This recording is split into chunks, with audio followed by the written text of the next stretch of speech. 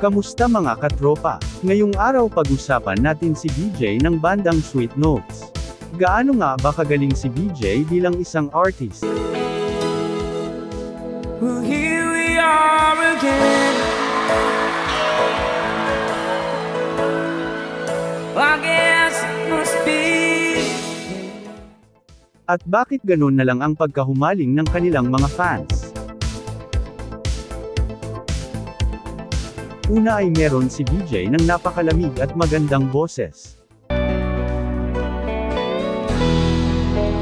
Basta na mga mahilig sa OPM. Hindi ko na sana pinamasdan ang iyong ganda. Pangalawa ay ang lakas ng kanyang karisma sa tao at magaling siyang magpatawa. Pagkahapdos.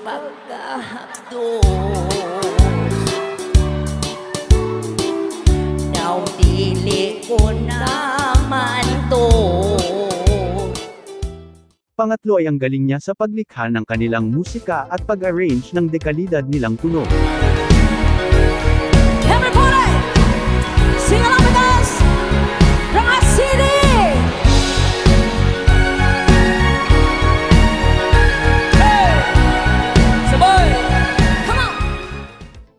Pang-apat ay ang husay niya sa gitara. Do you want more? Gusto mag rock and roll?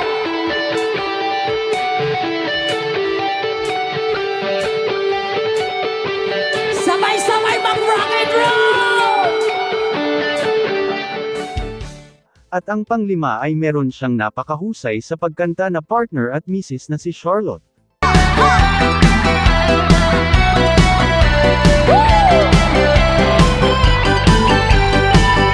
Para sa mga silosa!